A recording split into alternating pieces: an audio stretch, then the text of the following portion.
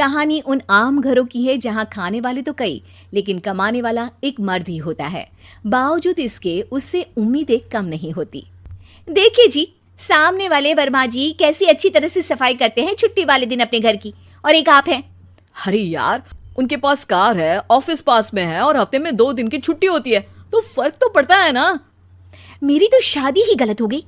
अरे कोई मस्त लड़का मिलता, कमाता भी, घुमाता भी, घर के कामों में भी मदद करता, लेकिन नहीं जी, हमारे वाले को तो कमाने से फुर्सत ही नहीं, और कमाई भी ऐसी कि कोई जरूरत पूरी ही नहीं हो रही है। सुनील बेचारा शीना को देखकर सोचता है कि शीना सही कह रही है।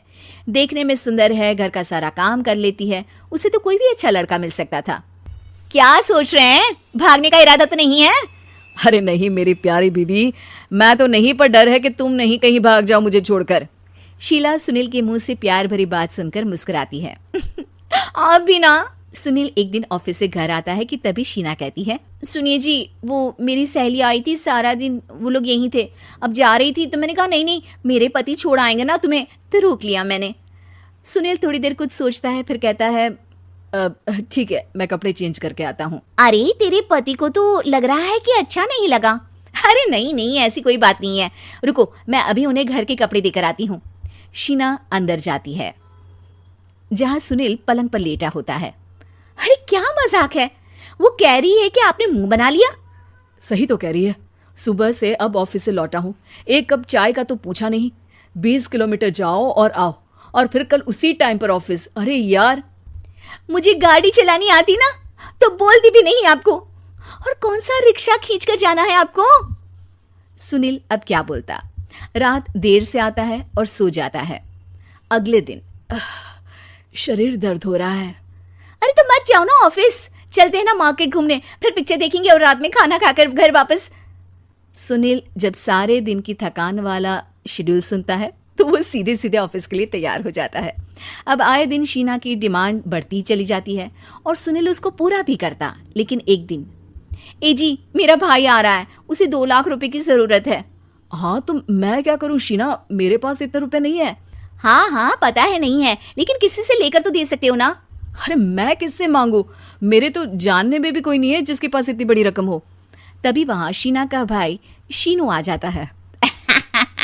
जीजा जी कैसे हैं आप? अब मैं ठीक हूँ शीनू, अचानक इतनी बड़ी रकम की जरूरत कैसे पड़ गई?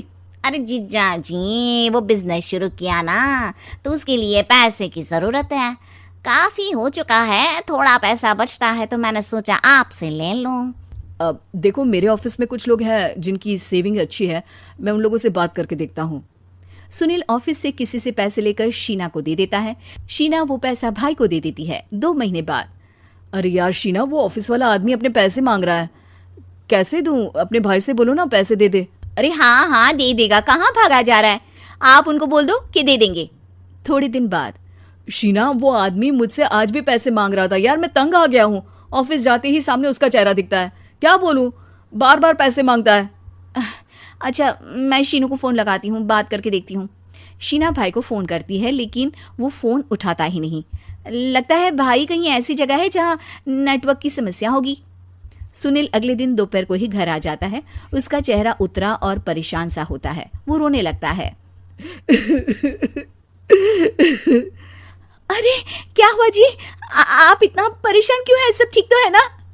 अरे नहीं शीना, कुछ ठीक नहीं है, मैं ठीक नहीं हूँ। तुम्हारे भाई के लिए मैंने जो पैसे लिए थे, उस आदमी ने आज भरे ऑफिस में सबके सामने मेरी बेइज्जती कर दी। सबके सामने आज मैं कर्जदार बनकर खड़ा था। मैंने हर वो प्रयास किया घर चलाने के लिए जो मैं कर सकता था, लेकिन अब नहीं होगा। वो फिर रोने लगता है। अरे आप तो औरतों की तरह रो रहे हैं, मर्द हैं आप। क्यों, आदमी के सीने में दिल नहीं होता, या फिर वो इंसान नहीं मशीन होता है? अरे मैं थक चुका हूँ शीना, तुम समझती क्यों नहीं? मैं भी शारीरिक और मानसिक रूप से थकता हूँ, मैं भी आराम करना चाहता हूँ, सुकून चाहता हूँ। मैं अब कुछ नहीं कर सकता। कुछ नहीं। वो बैठ जाता है। शीना पति को हैरान परेशान देखकर चुप हो जाती है। अगले दिन, सुनिए ये लीजिए 2 लाख रुपये, उस आदमी को दे दीजिए और बोल दीजिए कि आज के बाद किसी को पैसे के लिए बेइज्जत ना करे। सुनील पैसे देखकर राहत की सांस लेता है। अरे शीना, तुमने तो मेरा बहुत बड़ा काम कर दिया, अब मैं शान से ऑफिस जा सकता हूँ। लेकिन ये पैसे आए कहाँ से?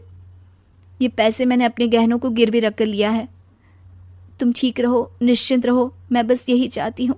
मुझे माफ़ करना, पर अब मैं समझ चुकी हूँ कि मर्द को भी दर्द होता है।